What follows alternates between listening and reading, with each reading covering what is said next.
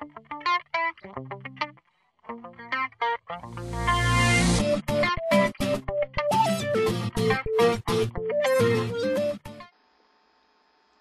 el Señor lo bendiga. Estamos de nuevo con la clase de filosofía. Bienvenido y que el Señor lo siga bendiciendo más. ¿Qué es la filosofía? Estamos tratando de dilucidar este primer gran tema, el origen de la filosofía. Muy satisfecho de que me acompañe en esta lección. Ayer, o en la última oportunidad, el último programa, hablamos de el mito. Por ahí quedamos. Y hablábamos de que el mito es un lenguaje iniciado o de alguna manera utilizado por los primeros seres humanos en el sentido de que daba una explicación a todos los fenómenos inexplicables, adecuándole características sobrenaturales. Pero también habíamos dicho que el mito no necesariamente descarta la existencia de un creador. Es decir, hay que ser objetivo. El mito lo que nos dice es que el mundo está regido por dioses, por castigo divino. Es una explicación, es un uso de la razón del hombre de ese entonces para explicar lo inexplicable. Pero de ninguna manera está descartando la existencia de un creador, hablando objetivamente. No nos estamos metiendo en asuntos religiosos, sencillamente que el mito no es necesariamente una prueba de que Dios no existe. Y así, desde el mismo Jenófanes, así lo vamos a ver dentro de un momento. Bien, luego tenemos, después de haber visto y analizado a Jenófanes, vamos a ver a Homero. En el año 850 a.C., viene Homero con la Ilíada y la Odisea, un personaje que no sabemos si existió o no existió, pero que es el personaje que tanto Jenófanes, Platón, Aristóteles ridiculizan en el asunto del mito. Homero escribe la Ilíada, escribe la Odisea, Hesíodo también nos escribe la Teogonía, etc. Y todos estos personajes son aparentemente mitológicos. Digo aparentemente porque desde su perspectiva hay que ubicarse en su contexto histórico. Usan la mitología desde otra perspectiva. Nosotros vemos el mito como lo que no existe, lo que no es real, lo ridiculizamos. Sin embargo, habría que ponerse en los zapatos de ellos para mirar el mundo como nosotros en este momento lo miramos, y tal vez dentro de unas generaciones, miles o no sé qué, nos van a ridiculizar a nosotros también. Entonces, cada cosa con su época. Dice que en este primer periodo, el periodo mitológico, antes de que surja la filosofía, el hombre creía que los dioses eran los causantes de todo.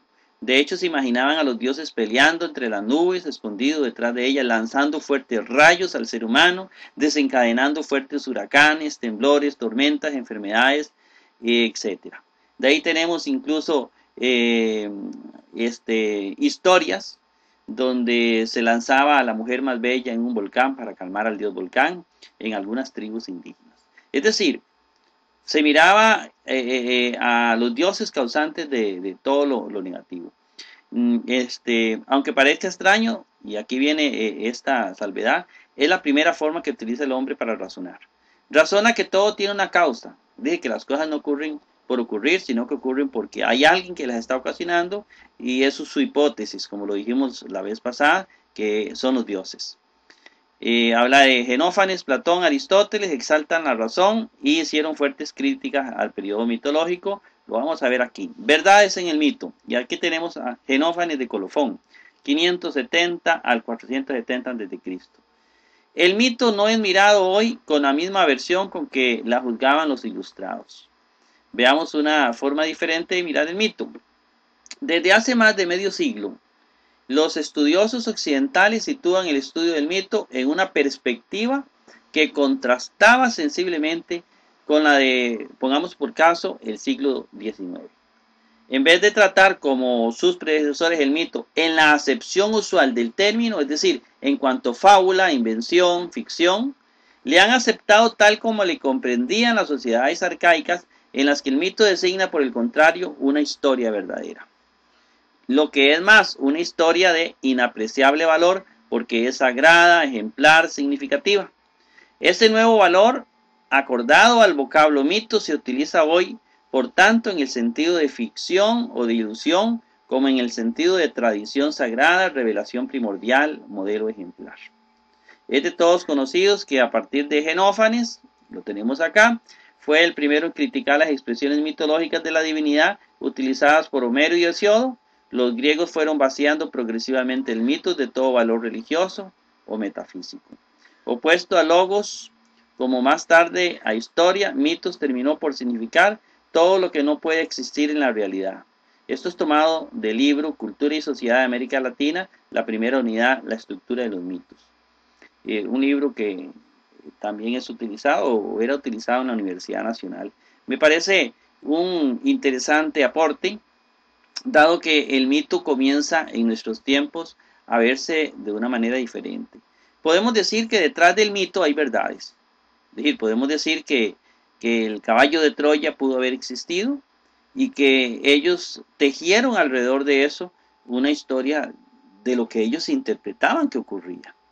Ese es el lenguaje mitológico. Entonces hay que aprender a leer el lenguaje mitológico, como igualmente nosotros utilizamos figuras literarias. Aquí, al menos en Costa Rica, se utiliza mucho el chorizo, por ejemplo. Cuando hablamos de chorizo, nosotros estamos hablando de una figura literaria, que hay que entenderla, porque de otra perspectiva no se podría entender. Entonces, interesante esto para rescatar que el mito no necesariamente es un elemento falso, sino que el mito también encierra verdades. Desde esa perspectiva lo abordamos acá. Jenófanes de Colofón. Y vamos a ver un poquitito a Jenófanes de Colofón. Es interesante cuando vemos esta primera parte antes de entrar a la filosofía sobre lo que es el mito. Colofón, bueno, es la actual Grecia. 570 a.C. que nace Jenófanes. Elea, actual Italia, 470, donde él muere. Filósofo griego. Este es el fundador de la denominada escuela eleática, ¿verdad? Elea, Italia, también se usa para Grecia. Reconocido autor satírico. Una antigua tradición supone que en los últimos años de su vida se vio obligado a subsistir como rapsoda de sus propios versos. Jenófanes suscitó una importante polémica en torno al politeísmo y la concepción antropomórfica que los griegos tenían de los dioses. Una explicación para los que no saben o tienen pereza de buscar qué es politeísmo. Politeísmo es la adoración o creer en varios dioses. Poli, varios, y teísmo, teos, Dios, varios dioses. Los que creen en varios dioses, generalmente nosotros los latinos somos monoteístas, mono, uno, y teísmo, un dios. Creemos solo en un dios, ellos creen en varios dioses. Concepción antropomórfica. Bueno, la concepción antropomórfica es que a los dioses le dan características humanas.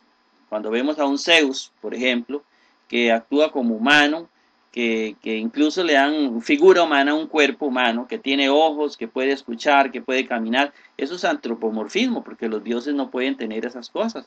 Si es un Dios todopoderoso, realmente esas características las damos para entenderlos mejor, pero no es que Dios tiene ojos, no es que Dios incluso no tiene sexo, no puede ser hombre o ser mujer, porque el ser hombre o ser mujer es una característica antropomórfica, la usa el ser humano para procrearse, la da la naturaleza humana. Sin embargo, si hay un creador, si hay un Dios todopoderoso, que me imagino que por ahí va Jenófanes, no lo conocemos en primer lugar porque no lo hemos visto, no lo hemos tactado. Ese Dios poderoso que está en alguna parte, que está en algún lado, no puede tener características humanas. Y eso es lo que él critica. Dice que los griegos tenían de los dioses. Solamente refiérase a Hesíodo o a Homero, ¿verdad? O a la Ilíada, a la Odisea, estos libros. Así dice, se burló de Hesíodo y Homero, por cuanto según él habían transferido a los dioses los peores atributos, ni siquiera le atribuyeron a los dioses lo mejor, sino los peores.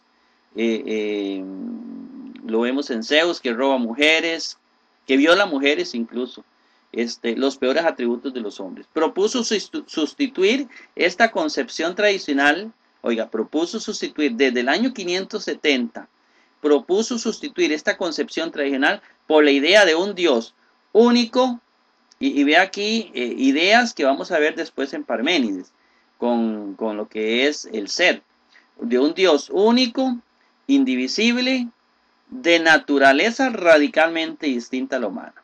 De hecho, es difícil imaginarse un Dios como nosotros, ¿no?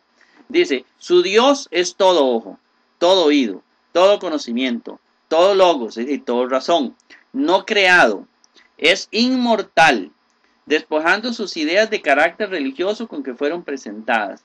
Las bases de un nuevo punto de vista en la solución al problema del universo aparecen ya planteadas en sus textos, aunque sería finalmente sistematizadas en el pensamiento de Parménides, que de ahí se va a iniciar lo del ser. Seguimos con Genófanes de Colofón. Dice, Genófanes fue en la antigua Grecia una singular figura de sabio, recuerden que llamaban sofos, de poeta, representante del racionalismo jónico que tendía a oponer a las supersticiones del mito y a las creencias y tradiciones gratas a su pueblo una concepción filosófica del mundo. Se sirvió del verso para dar forma a su pensamiento, ya que en su tiempo la prosa no era todavía de uso corriente. Dejó composiciones en hexámetros, en dísticos elegíacos y en yambos, notables por la originalidad del concepto y por su vigor polémico. De sus obras se conocen, óigame bien, una colonización de Elea en hexámetros, 2 elegías, 5 libros de Silo, Escarnios o Befas, también en hexámetros, y un poema en esta misma forma métrica titulado posteriormente por los gramáticos La naturaleza. Luego tenemos que los Silor son composiciones paródicas, satíricas, cuyo tema es la burla del antropomorfismo de las divinidades homéricas y hesiódicas. Genófanes ataca a fondo los mitos que atribuyen a los dioses acciones inmorales. Homero y Hesíodo afirman de las divinidades cuantas cosas resultan vergonzosas y criticables entre los hombres: el robo, el adulterio, el engaño recíproco. En otro fragmento, el mismo concepto antropomórfico de los dioses aparece objeto de una ingeniosa ironía. Si los bueyes, caballos y leones tuvieran manos y supieran dibujar y hacer lo propio de los hombres, los caballos plasmarían sus divinidades en forma de caballos y los bueyes en forma de bueyes. Interesante, ¿no? Lo que Genófanes de Colofón nos dice. En la primera de sus elegías se proclama la conveniencia de sustituir en las conversaciones conviviales las irreverentes fábulas de la mitología tradicional por reflexiones acerca de la virtud y la sabiduría. En la otra se opone con energía al culto, a menudo excesivo, de los valores atléticos, preconiza la superioridad y utilidad de la sabiduría, la nobleza del sabio frente a la fuerza de los atletas, mucho menos útiles para el Estado. Y aquí lo más importante es todo girar en torno a lo que beneficia al Estado, y la fuerza bruta es donde comienza a perder, digámoslo así, importancia en el Estado griego, que después va a valorar más la razón que eso mismo, porque es lo que le servía al Estado. Es la primera afirmación explícita en el mundo griego del valor de la filosofía, no solo como teoría, sino también como norma para la vida práctica. En el poema La naturaleza expone los resultados de sus ideas filosóficas. Los fragmentos conservados de esta obra son muy escasos y breves. Genófanes poseía indudablemente un criterio muy puro de la divinidad, próximo al monoteísmo. La consideraba limitada a un solo Dios, el más poderoso de todos los seres, inmóvil, no semejante a los hombres en cuerpo ni inteligencia, y ordenador de todas las cosas sin el menor esfuerzo mental. Cabe preguntar si este Dios de Genófanes se halla fuera del mundo o bien debe identificarse con él. Han sido sostenidas ambas tesis, por cuanto el autor no resulta en tal aspecto suficientemente claro e incluso vacila. De haber considerado la divinidad distinta del mundo, como permiten creer singularmente algunos testimonios indirectos, podría juzgársele precursor del uno de Parménides. Interesante. Bueno, lo otro, y seguimos, la filosofía nace en Grecia. Aquí tenemos un mapita que hemos imprimido, es un impreso de Encarta, Y aquí tenemos en el círculo rojo, usted lo puede mirar, Grecia. Aquí nace la filosofía. De esta partecita de Asia Menor, aquí comienza a surgir la filosofía con los primeros filósofos. Posteriormente se van a trasladar para acá, seguramente por los ataques que venían de Tiro, bueno, de los persas, ¿verdad? Entonces eso los va a obligar a trasladarse para acá. Bueno, eso es una hipótesis solamente. Es una hipótesis. Pero la filosofía nace en Grecia, en este pedacito. Aquí estamos al sur de Europa, al norte de África y al oeste de Asia. Aquí exactamente va a nacer la filosofía. La filosofía nace en Grecia. ¿Por qué nace en Grecia? Aquí tenemos el mapita un poquito más cercano, Asia Menor. ¿Y por qué nace en Grecia? Bueno, mucho se habla del ciclo de Pericles, el que levantó Grecia, hace que Grecia tenga abundantes riquezas, literatura para los griegos, les permite entregarse a la reflexión, a pensar, meditar. Los trabajos manuales los ejecutaban los esclavos. Esto permite que las ideas filosóficas se expandan sin problema. Puede ser que eso haya sido uno de los elementos que influya.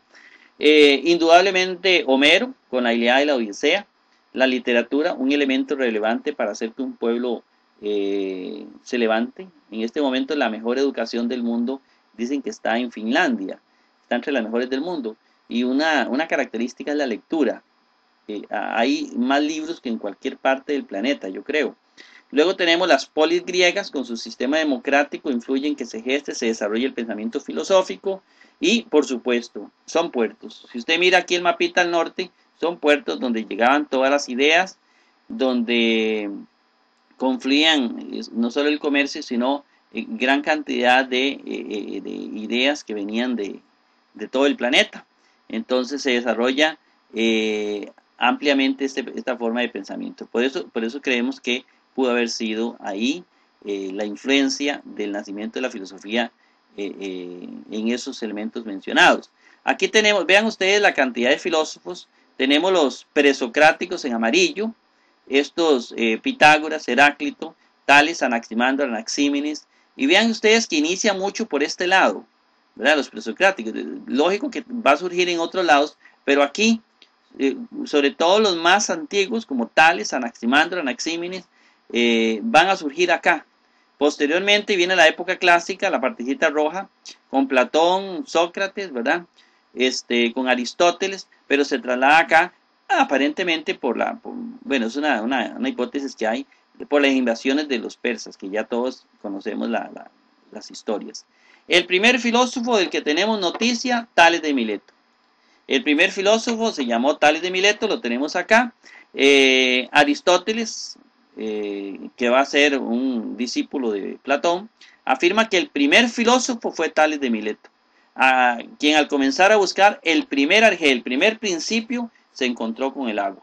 Tales de Mileto, filósofo griego nacido en Mileto, fundador de la filosofía griega, considerado uno de los 7 sabios de Grecia, llega a ser famoso por sus conocimientos de astronomía. Después de predecir el eclipse de sol que ocurrió el 28 de mayo del 585, introdujo la geometría en Grecia.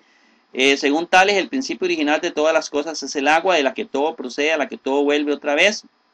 Antes de Tales, las explicaciones del universo eran mitológicas. Su interés por la sustancia física básica del mundo marca el nacimiento del pensamiento científico. Tales no dejó escritos, el conocimiento que se tiene de él procede de lo que se cuenta en la metafísica de Aristóteles. Aquí tenemos lo que nos dice Aristóteles en la metafísica. Lo leemos rápidamente para que vean de dónde fue tomado esta idea de que Tales de Mileto es el primer filósofo. Dice, Tales, fundador de esta filosofía, considera el agua como primer principio. Por esto llega hasta pretender que la tierra descansa en el agua. Se vio probablemente conducido a esta idea porque observaba que la humedad alimenta todas las cosas, que lo caliente mismo procede de ella, que todo animal vive de la humedad, y aquello donde viene todo es claro que es principio de todas las cosas. Otra observación le condujo también a esta opinión. Las semillas de todas las cosas son húmedas por naturaleza, y el agua es el principio de las cosas húmedas. Algunos creen que los hombres de los más remotos tiempos, y con ello los primeros teólogos muy anteriores a nuestra época, se figuraron la naturaleza de la misma manera que Tales. Han presentado como autores del universo al océano, a Tetis, y los dioses según ellos juran por el agua, por esa agua que los poetas llaman Estigia. porque lo más seguro que existe es igualmente lo que hay de más sagrado, y lo más sagrado que hay es el juramento. Hay en esta antigua opinión una explicación de la naturaleza, no es cosa que se vea claramente, tal fue por lo que se dice la doctrina de Tales sobre la primera causa. Eso está en la Metafísica, el libro primero, capítulo 3 de Aristóteles. Aquí tenemos un mapita donde vamos a ubicarnos cronológicamente. Tratemos de entenderlo porque es el tipo de mapa que vamos a seguir utilizando, porque es el más práctico para ir viendo cronológicamente los diferentes acontecimientos históricos. Aquí tenemos, estos son los siglos en la primera columna. Aquí los años, desde dónde a dónde abarca cada siglo, y si es después de Cristo o si es antes de Cristo. Aquí comenzamos con los siglos a más antiguos, más abajo, más nuevos, más cercanos al nuestro, hacia arriba. Aquí tenemos en celeste lo que ocurrió antes de Cristo. Tenemos que el origen de la filosofía, entonces con el nacimiento de Tales, en el siglo VII nace Tales aquí, pero en el siglo VI, que lo vemos acá en números arábigos, tenemos el origen de la filosofía, porque ahí es donde está Tales de Mileto. La muerte de Tales se da en el 546, antes de él nace Pitágoras en el 580. En este siglo es donde vamos a tener el origen de la filosofía. Sí quiero recalcarles que a Tales de Mileto también se le atribuyen muchas otras cosas, como que dicen que fue a Egipto, a las pirámides, que pudo medir las pirámides de Egipto solamente con la sombra. También tenemos en Diógenes de Laercio, al menos lo leí interesante, que él decía que habían 4 cosas que no quería, que le daba gracias a Dios por no haber, que no le hubieran acontecido. Y la cuarta dice, no haber nacido mujer. De aquí todo este machismo que se engendra y se genera entre los filósofos. Bien, hermanos, de esta manera llegamos al final de este programa donde vimos al primer gran filósofo, y los espero en un próximo programa para continuar. Que el Señor lo bendiga ricamente.